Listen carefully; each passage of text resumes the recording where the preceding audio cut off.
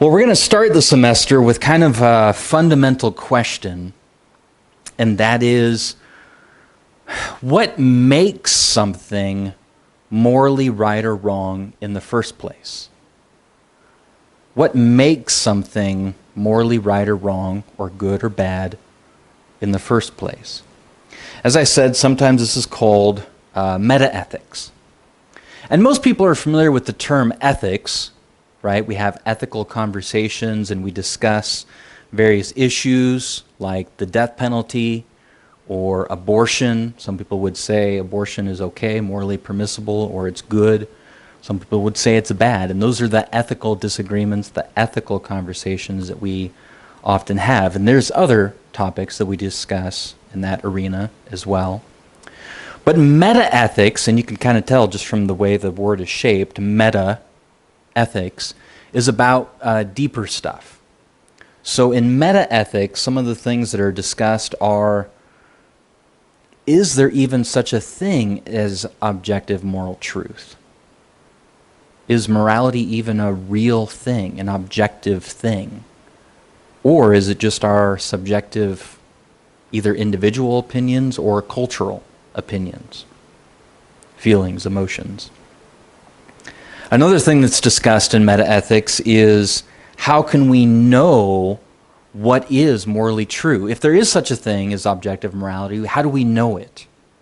This has to do with epistemology, of course. How do we know things? In this case, how do we know moral truth, if there is such a thing? And then the last thing, and this is what we're going to focus on tonight, if you can see the screen, is what makes something good or bad. So, for example, most people would agree that rape is morally bad. But they might disagree on what makes it bad. Do you see the difference?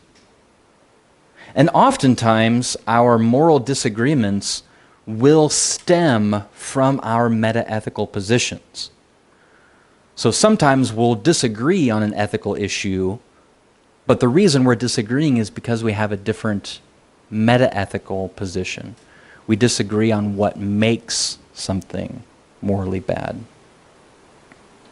Now, of course, there's various theories about what makes something bad or what makes something good. I just threw up a couple here on this slide. And then the last thing, and this is what we're going to focus on tonight, if you can see the screen, is what makes something good or bad. So, for example, most people would agree that rape is morally bad. But they might disagree on what makes it bad. Do you see the difference? And oftentimes, our moral disagreements will stem from our metaethical positions. So sometimes we'll disagree on an ethical issue, but the reason we're disagreeing is because we have a different metaethical position. We disagree on what makes something morally bad. Now, of course, there's various theories about what makes something bad or what makes something good. I just threw up a couple here on this slide. But these are fairly common. So take a look at various theories about what makes something bad. Some people would say, well, if an activity or an action causes pain or hurts other people, that's what makes it a bad thing to do.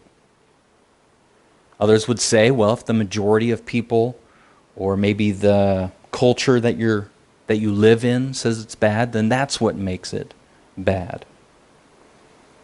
Some would say, right, that something is bad if God commands against it. That's a theory about what makes something bad. What about what makes something good? So some people would say that something is morally good, and an action that I would do, it's morally good. What makes it good is that it reflects God's character or God's nature in some way. Some people say that what makes something good is if it increases the total amount of pleasure in the world. Others would say that something is good if it comes from within you. Let's say maybe your genuine or your authentic self. That's what makes something good, if it comes from within, from your true heart. Others would say what makes something good is if it leads to human flourishing, overall human flourishing, then that's something that's good. So oftentimes when we disagree about ethical issues, not always, like I said, you can agree that rape is wrong and have a different metaethical position, but oftentimes in our ethical positions, the reason we disagree on them is because we have a different metaethical foundation. So sometimes it's useful to step back from the actual issues themselves and think through this metaethical stuff. Because then we're not necessarily talking past each other. We're understanding why they or another group disagrees with us on an ethical position. Well, it's because they have a different metaethical understanding of what makes something wrong in the first place. So I'm going to give you guys a chance to discuss a little bit now, and do your best just to break up in groups here, 3, 4, 5 here, turn your chairs around for just a few minutes, and I'll give you some time to discuss this question. What do you think makes something morally good or bad? And I'll put this up so you can see various examples of what others have put forth. You can argue for one of those, or maybe another one, position that you've heard of or that you hold yourself. So go ahead and discuss this question. What do you think makes something morally good or bad?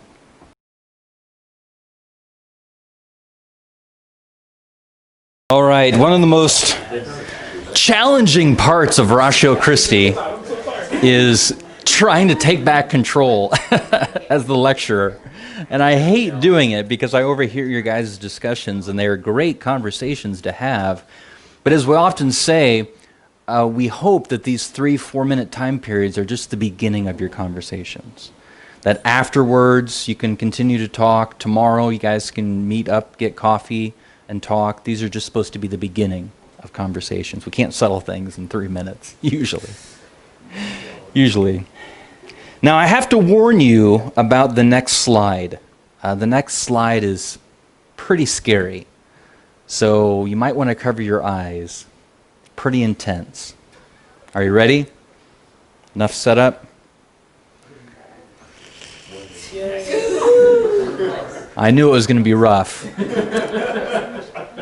Every field has its jargon, right? And you guys know this. Whatever field you're studying in college, you've got to learn the jargon.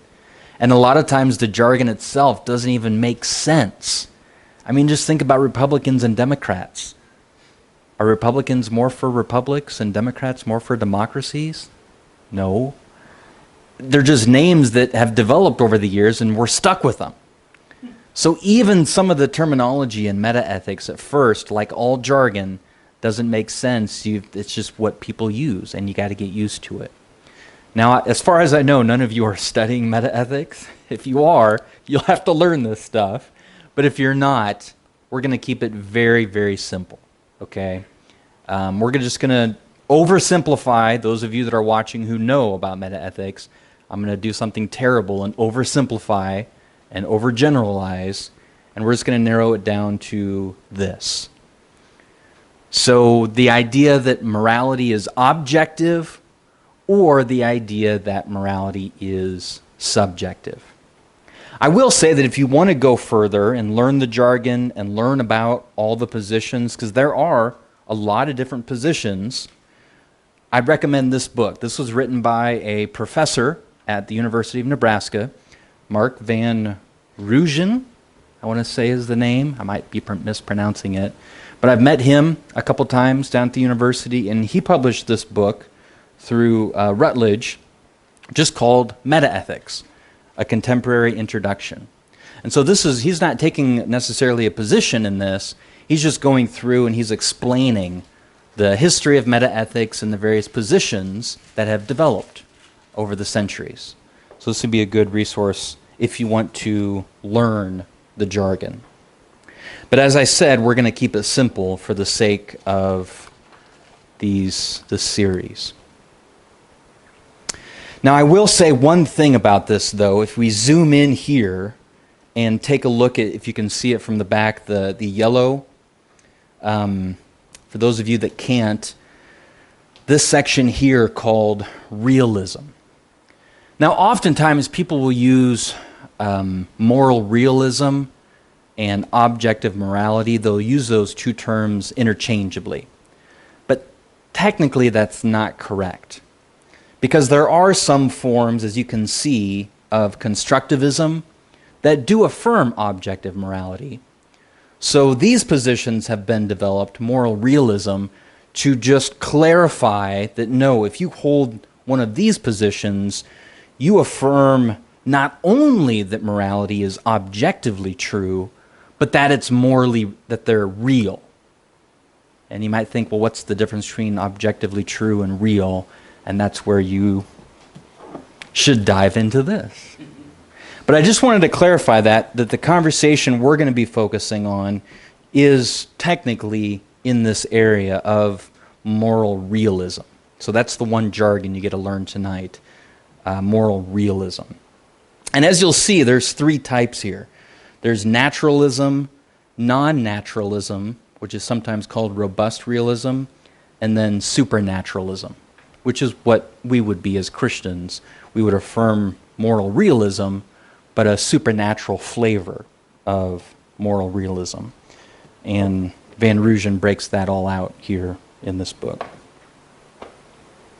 But as I said, we're going to keep it simple for the sake of this series. And let's just explain what it means to be subjective and objective. Now, I think you guys probably get that idea. If something is subjective, it's not necessarily objectively true. It has more to do with your own personal preferences. So we could talk about the flavor of ice cream, right? There's not an objectively true or objectively correct flavor of ice cream. Now, that might start a fight here in the room, might break out over this. But we understand, some people like chocolate, some people like vanilla. There's some crazy people in the room who might like pistachio, right? But that's a subjective thing. Humor is subjective as well, right?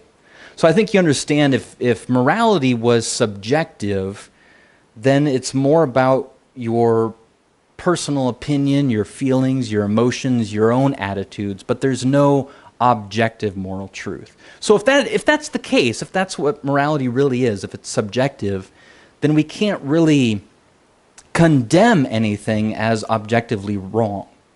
We could say we don't like racism or we don't like rape, but we couldn't say it's objectively wrong if morality was subjective.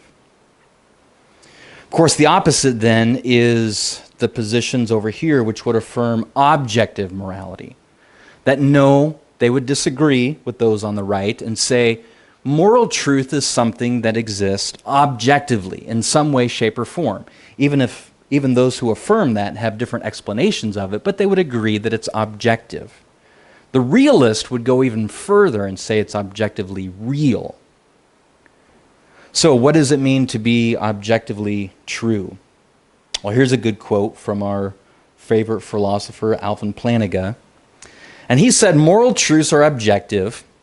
And he goes on to give a description of what he means by that. Moral truths are objective in the sense that they're in a certain way independent of human beliefs and desires. So it's wrong to torture people for the fun of it, and that would remain wrong even if somehow most or all of the world's population came to believe that this behavior is acceptable, and indeed came to desire that it be much more widely practiced. So the fun example that's always used is if, let's say somehow somebody put in the water supply, or somebody gave us a pill somehow that made us all think tomorrow that rape was morally acceptable. If we all believe that tomorrow, would that make rape be morally acceptable? No, I think we would say if we're a believer in objective morality, that no, even if we all thought that, that still wouldn't make it morally right. So in terms of the major debates in metaethics, that's the first one. Is morality subjective or objective? And then here's another big one, number 2 there. If it is objective, if morality is objective, then how do we explain it?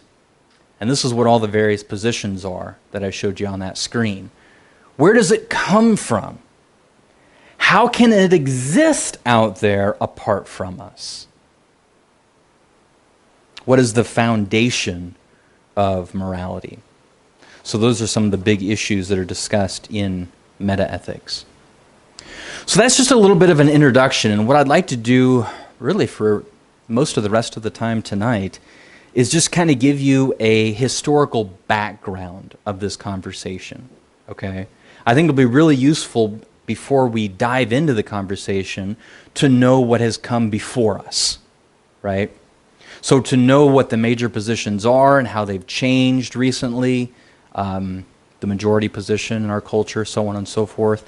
So we're going to do just some historical background about these issues. Now, a lot of my information is coming tonight from, getting ahead of myself here, a guy by the name of, no, let me start back. A guy by the name of Alisdair MacIntyre. So a lot of the historical information that I'm giving you tonight comes from this book.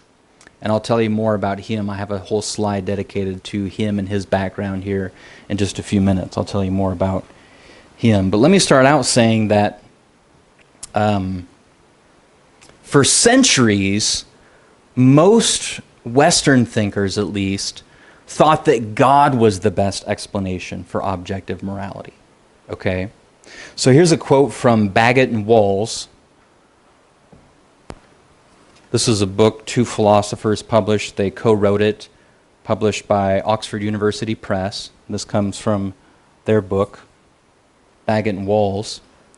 They wrote that the authority of moral obligations needs an account. And theism, they're taking a position in this book, they're making an argument. They're arguing that theism, which entails a loving God, perfect God, who commands, knows us better than we know ourselves, knows truly what's in our ultimate best interest, and who desires the best for us, can, we submit, they're arguing, most effectively provide. So as I said, most Western thinkers throughout history argued that if there is objective morality, then God is the best explanation for it. So they agreed that God is the ultimate foundation for morality, but they disagreed as to how God serves as that foundation. Does that make sense? So even within Christendom, even within, Christian thinkers, there's disagreements even today about how God serves as the source and foundation of morality. So here are some things that have been thrown out over the years. Is God the source of morality through his commands? By creating a human nature with a certain purpose? Through ideas in God's mind? Because of his moral nature, through his will?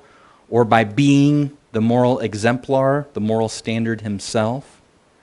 So even among the thinkers who have said God is the best explanation, they disagree as to how God is that foundation. So I'll give you guys some time to discuss this, break up into small groups again, and talk about this. First of all, what do you think is the best explanation for objective morality? And if you answer God, then how do you think he is the source of morality? Maybe one of these options, or maybe you bring another option to the table. Okay? So do you guys see the question? I'll give you a few minutes to discuss it. Let me interrupt you, and we'll move on with this historical background. Now, not only did the thinkers from the Abrahamic religions affirm that God is the source of morality. When I say Abrahamic religions, I'm talking about Judaism, Christianity, and Islam. Of course, those thinkers in Western history affirmed that God is the best explanation of morality. But not only them. There were many ancient Greek philosophers which also proposed that objective morality had a transcendent source. And in fact, some of these ancient Greek philosophers described the transcendent source of morality in many of the same ways that the Abrahamic religions explained or described God. So take a look at Aristotle. He argued that there must be a first unmoved mover, which is God. He used the word theos, where we get theology, the Greek word for supreme being, theos. A living, intelligent, incorporeal, eternal, and most good, most morally good being who is the source of order in the cosmos. Another famous ancient Greek philosopher, Plato, he argued, very interestingly, how he came to this conclusion. He argued that this physical world, including us, because we're part of the physical world, could never be the source for truth, fixed objective truth, because the physical world is always changing. And so it's not stable enough, if you will, to be the foundation for objective truth. And so Plato has this whole theory, his forms, Plato's forms. He posited that there are these universal truths that exist out there. And they are absolute, they are objective, and they're separate from this physical world that's always changing, always in flux. And went on to suggest that there was a divine craftsman who used these objective truths then in making this physical world. So that's what he posited out there. Now, a lot of the history that I'm giving you tonight is from, as I said, this gentleman, Alisdair MacIntyre. But I wanted you to see some of his credentials. He's one of those wandering professors that pretty much has taught everywhere, right? From Oxford, Notre Dame, Duke, Vanderbilt, Boston University, Yale, Princeton. And he converted to Christianity later in life, around the age of 50, in the early 1980s. He describes his work as, get this, those of you that know Christian theologians from history, he describes his work as an Augustinian Thomist approach to moral philosophy. Whereas Augustine and Aquinas are like two of the biggest figures from Christian theology, Christian history. His book here, After Virtue, many recognize as one of the most important works of moral philosophy in the 20th century. So you can read more about him online, but a lot of the history I'm giving you tonight is from this gentleman. I wanted you to be aware. Now, he calls this view that I'm describing here, this view which is, part and parcel of Christian, Abrahamic religion, and also Greek philosophy, he just lumps that all together, this idea that God is the best explanation for objective morality. He just describes that whole view, that whole position, everybody who affirms that, as the classical tradition. So just some of that technical jargon, that was his term. He called it the classical tradition. And he explained that even after writing After Virtue, his book, he became a Thomist, in part because I came to be convinced that Aquinas was in some respects a better Aristotelian than Aristotle himself. And Thomas Aquinas, of course, is a Christian theologian. I had learned from Aquinas that my attempt to provide an account of the human good was bound to be inadequate until I had provided it with a metaphysical grounding. So good source. I think it's good for students to have good academic sources like this. Now, throughout his book, he kind of gives a history of this conversation, which I think is really, really helpful. But let me try to summarize what he said. He argued that when this classical theistic position was rejected in the modern era, when our culture, the majority of our culture, rejected this classical tradition, various thinkers then tried but failed, according to MacIntyre, failed to establish a new foundation for objective morality. I mean, without God, how could objective morality exist apart from our own ideas and preferences? If there wasn't a fixed point, some sort of absolute standard, if you will, no ultimate purpose for humanity, then how could our moral beliefs be anything more than just our mere opinions? Now, of course, some did claim that these new modern theories could sustain objective morality, but MacIntyre in his book argues that they failed. And instead, all that they provided were rival and incompatible accounts. Utilitarianism, Kantianism, Contractarianism, all these different isms, but according to MacIntyre, they all failed to develop that foundation for objective morality, even though they tried to do it without God. What happened, according to MacIntyre, was that eventually our moral judgments just became essentially expressions of our attitudes and feelings. This is kind of where our cultural understanding moved to in terms of their understanding of morality. Expressivism, emotism. Our moral judgments are just our emotions and our feelings and our expressions of them. So this led many to the horrifying conclusion that objective morality was just a theater of illusions, and then this paved the way, of course, for subjective and then relative morality to be a very common position in our Western culture. Now, I really appreciate how MacIntyre points out how influential and important Nietzsche played in this whole conversation. It might sound kind of strange to you, but in effect, at least in this conversation, Nietzsche is an unlikely ally to us Christians in this conversation. Nietzsche, if you don't know, was that famous philosopher in the late 1800s who proclaimed that God is dead, right? You guys know who Nietzsche is. Now, he was an atheist. He never believed that there was a God, and then he got sick and died, right? That's not what he was saying when he said God is dead. What he meant by that was just that the idea of God was having much less influence on society than it used to, and in people's individual lives. And in that respect, I could agree with Nietzsche. In that sense, I think God has died for Western culture, the idea of God, that is. But in this conversation, why Nietzsche is so helpful, especially according to MacIntyre, because Nietzsche points out the failure of all of these modern attempts to build a foundation for objective morality without God.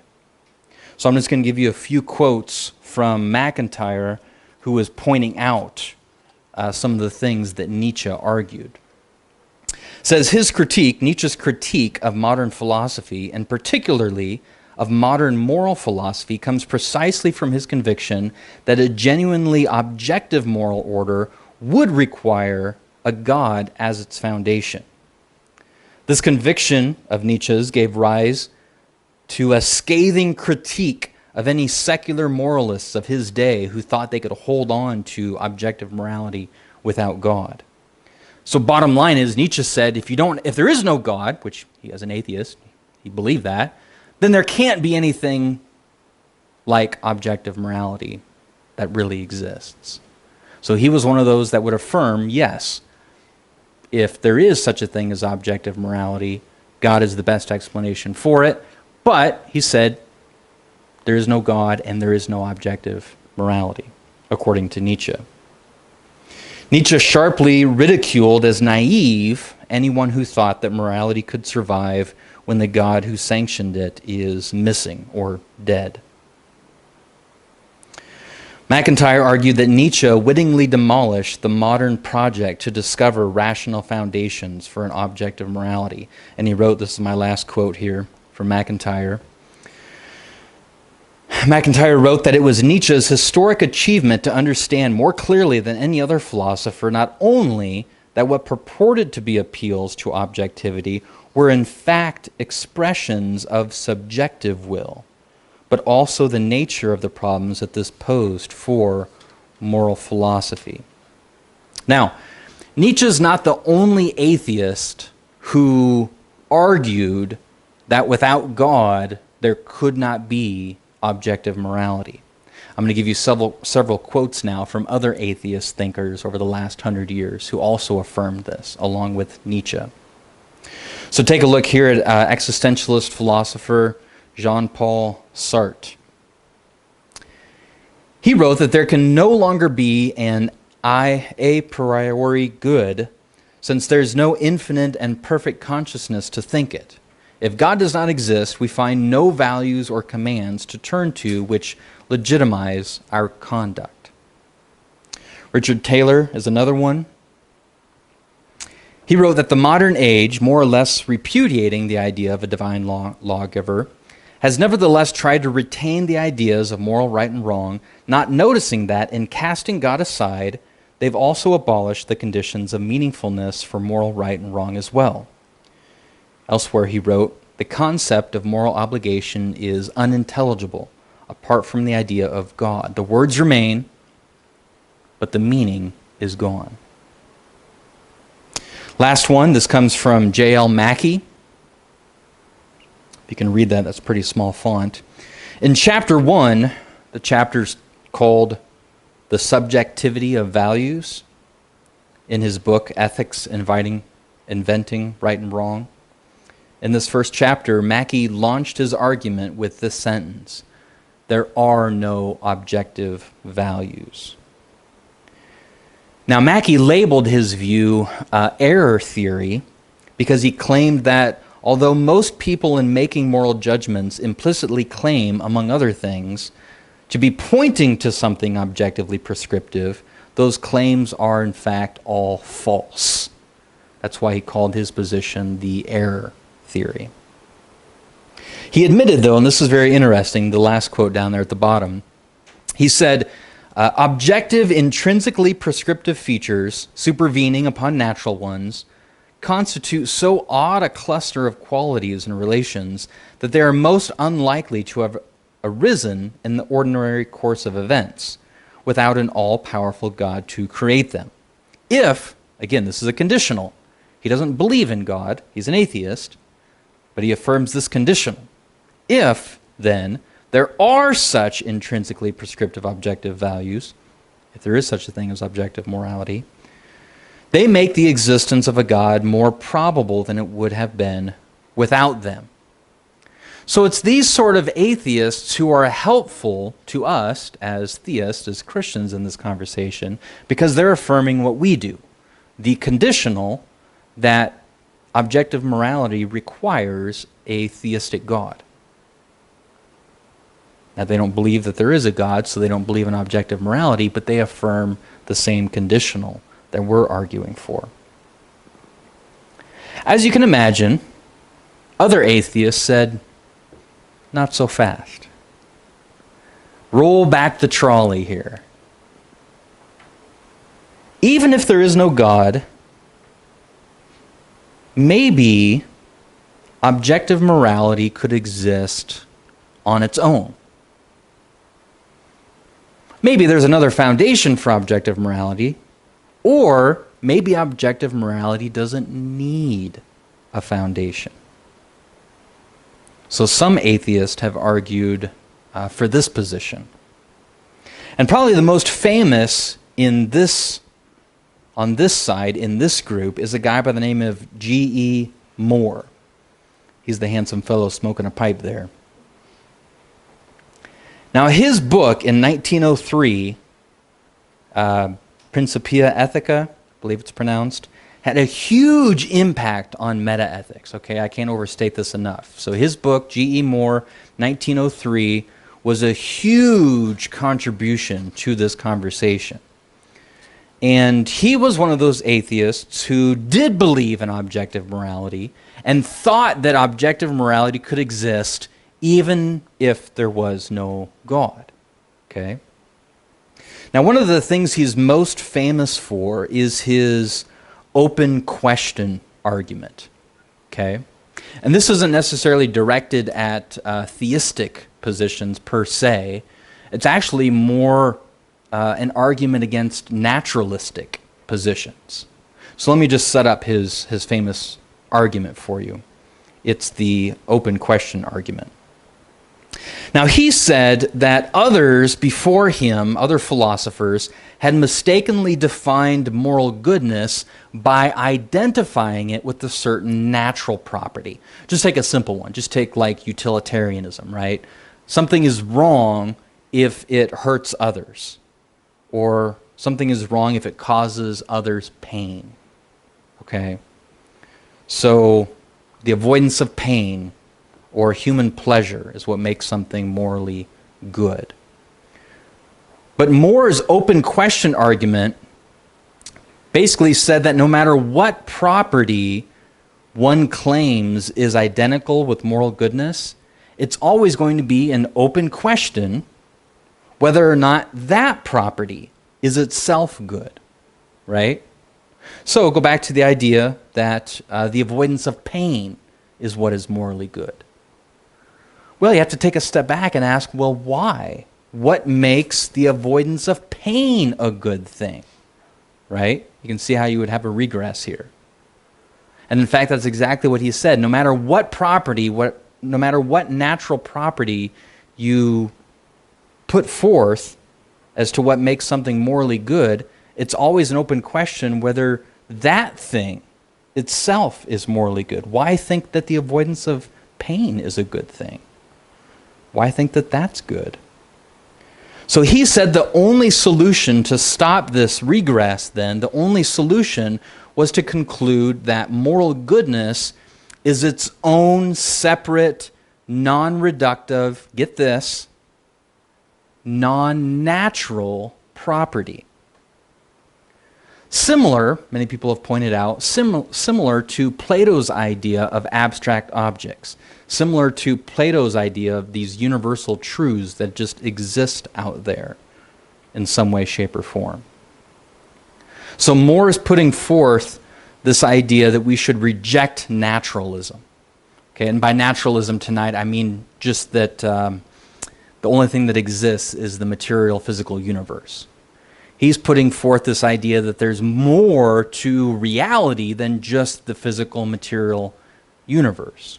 He's rejecting naturalism by proposing these non-natural properties of moral goodness, similar to Plato's theory. And so if you remember, going back to all of this jargon, right, I said we were going to focus our time here on realism.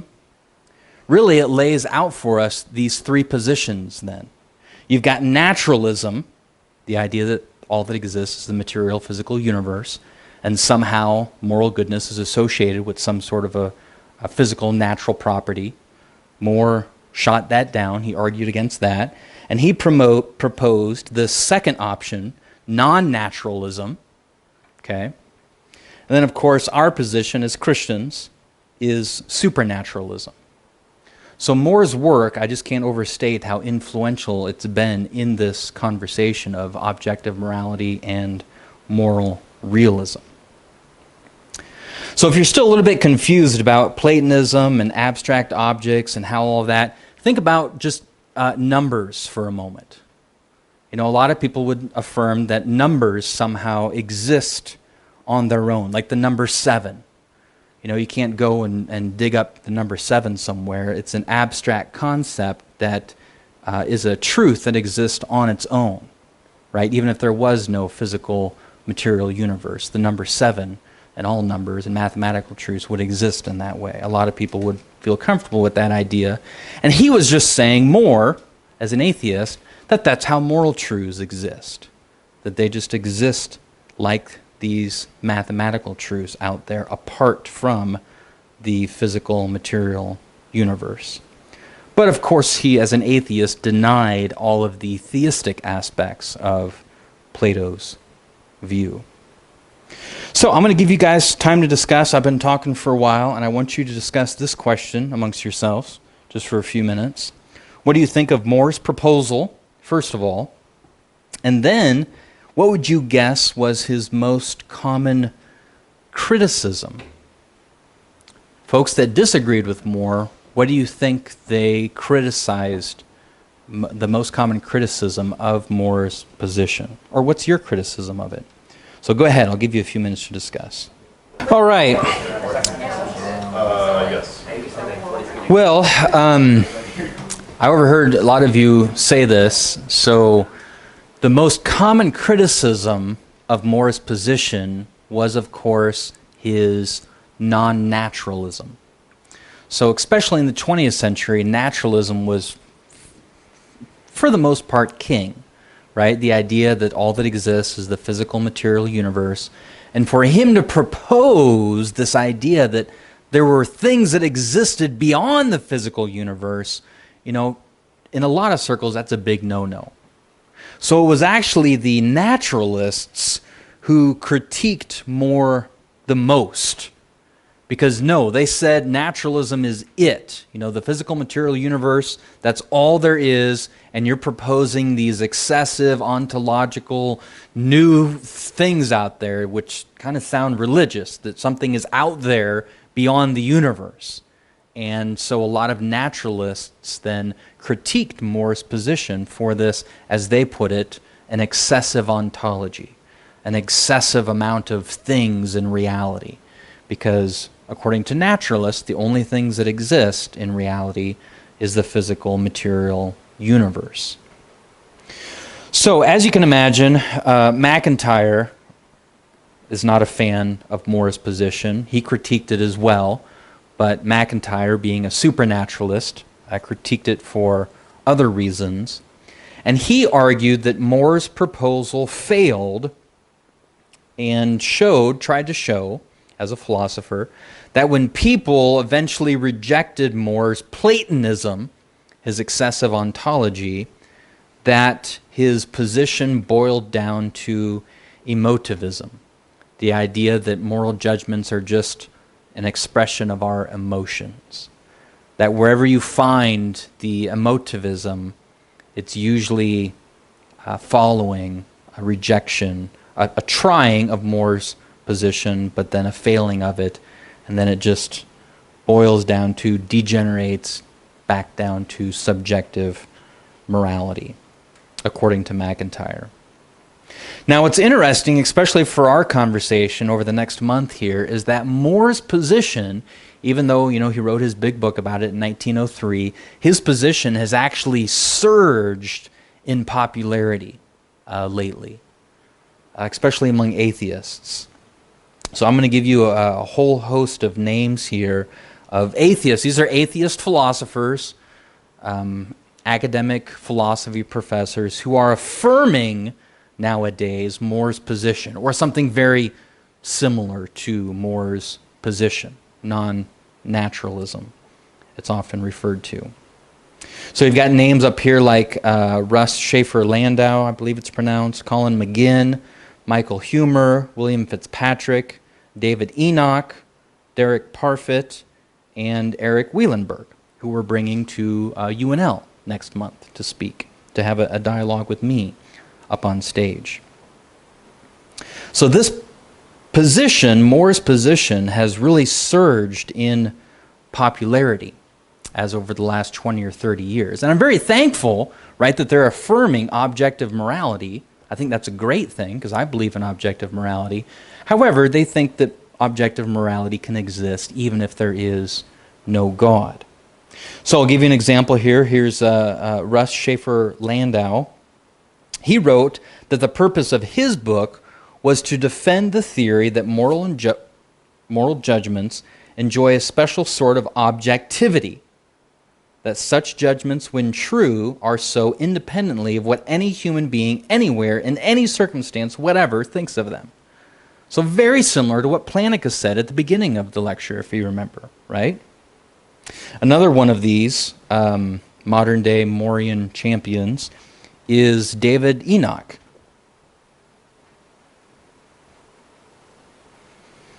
And he described objective morality as the position that he affirms, that there are response-independent, irreducibly normative truths, objective ones, that when successful in our normative inquiries, we discover rather than create or construct. Now get this, I think this is a fascinating quote from his book.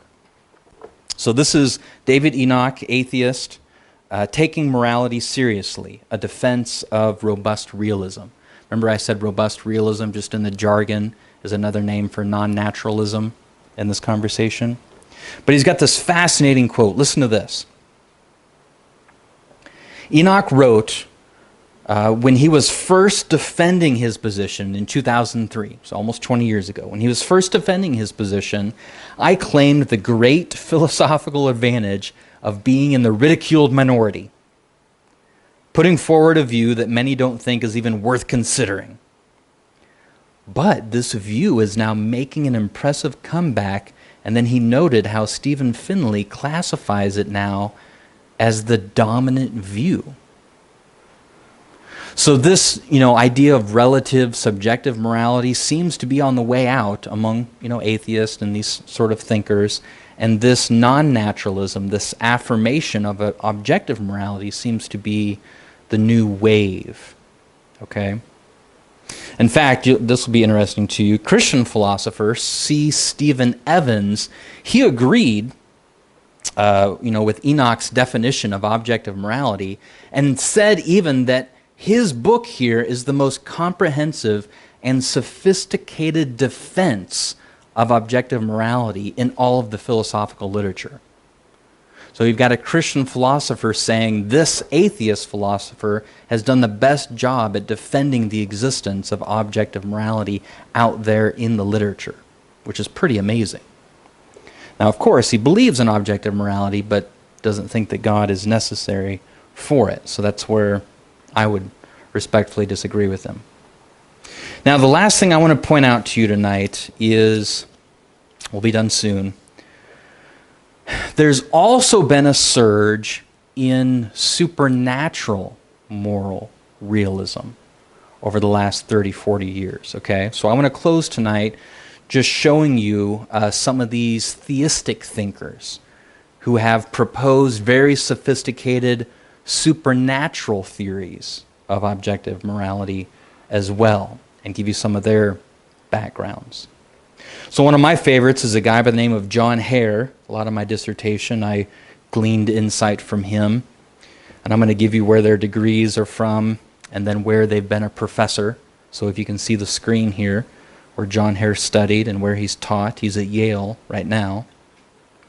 But he, similar to these non-naturalists, he, talking about supernatural moral realism, wrote that no one looking at the discipline in the late 1960s, when I was doing my training, would have predicted the existence of this series.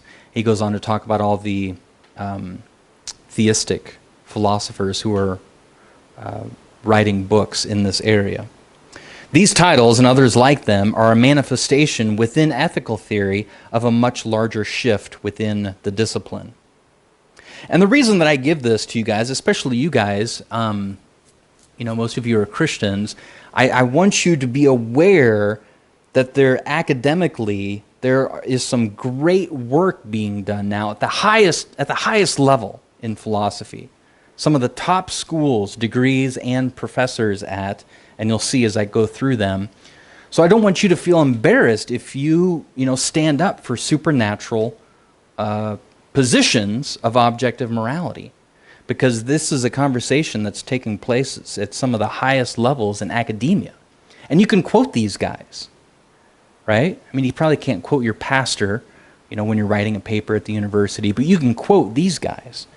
And they've built and are building very sophisticated models, theories, if you will, of objective morality based on God being the source and foundation of morality.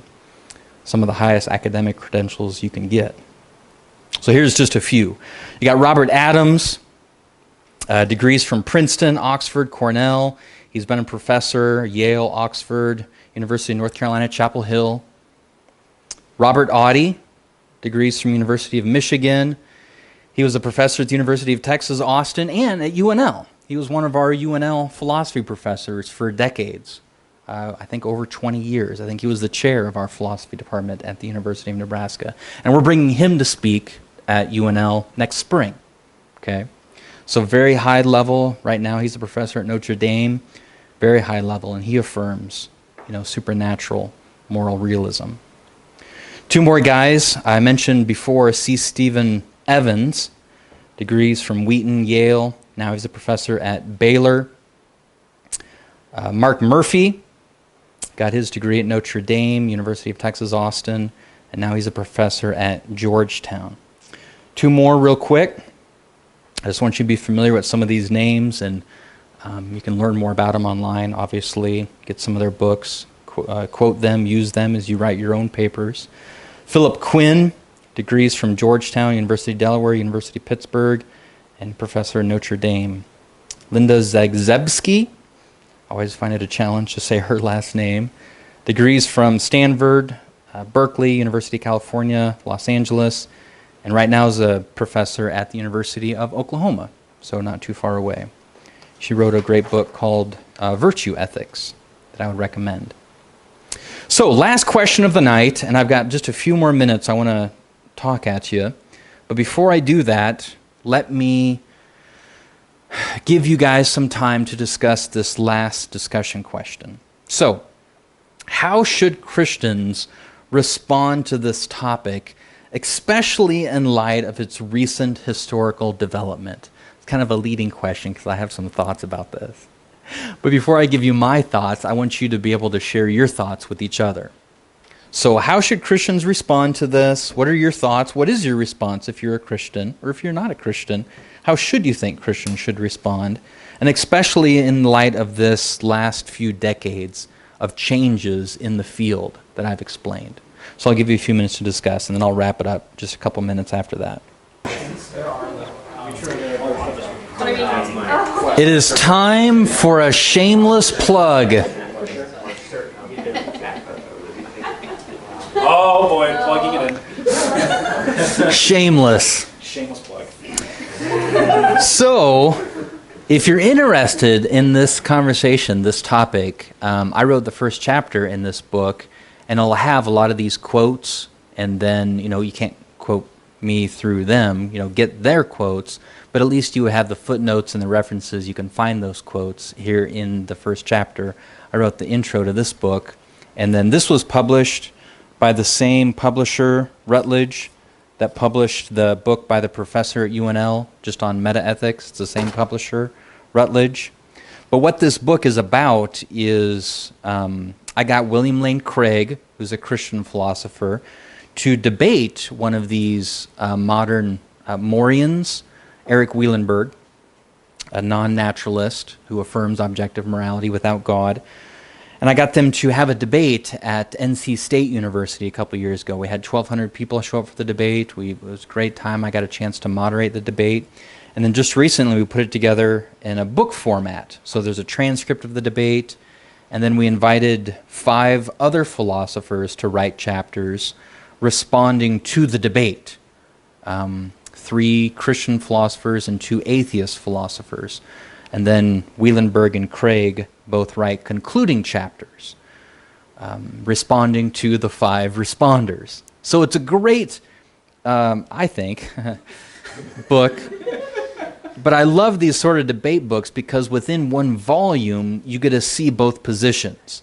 And you get to see both people critique each other and defend their own position in one volume. So I've always found debate books helpful, and I hope this one will be as well. I got to serve as the overall editor and then write the first introductory chapter. And a lot of that is what I provided you tonight. Historical background, just an introduction to the conversation.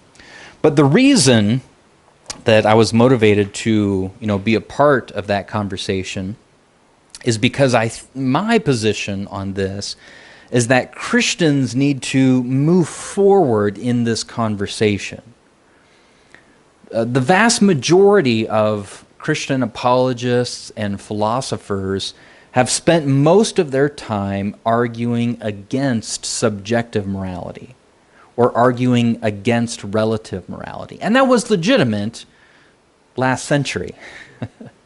That was appropriate in the 1900s because, postmodernism and relative morality and subjective morality, all that stuff was running rampant. But the conversation is shifting. And as I pointed out, a lot of atheists and some of these very sophisticated atheist philosophers are coming out for objective morality. So I think as Christian philosophers, I would encourage us to shift gears and stop arguing against subjective morality, relative morality, and start focusing our time on these new non-theistic models of objective morality. I'm thankful, right? I'm thankful for these folks that they affirm objective absolute morality. I think that's a great thing. But it's still, we would respectfully disagree with them when they say that that can be such, even though there is no God. So that's where I'm focusing my attention, and I think we just generally need to focus in that direction. Now, the other big shift I see in it is a lot of Christian philosophers still want to beat over the head reductive materialists, right? But it feels like we're kind of beating a dead horse. I mean, there's so much work out there, even by atheist philosophers, who have shown how naturalism, reductive materialism, the idea that all that exists is the material, physical universe, just doesn't make very good sense. And the conversation is switching now to a lot of these non-natural positions. Not supernatural, right? It's kind of this middle ground where they want to say that there are things that exist beyond the material, physical universe. And it's those sort of positions I think we need to focus on. So, stop focusing our attention on yesterday's enemies, right? Reductive materialism, and focus now on more of these non-natural atheistic positions. At least that's my 2 cents, and why I'm motivated to do these sort of things with William Lane Craig and Eric Wielenberg, and we're very excited to have Wielenberg to our campus next month to have this conversation up on stage between him and I. I'm looking forward to it greatly.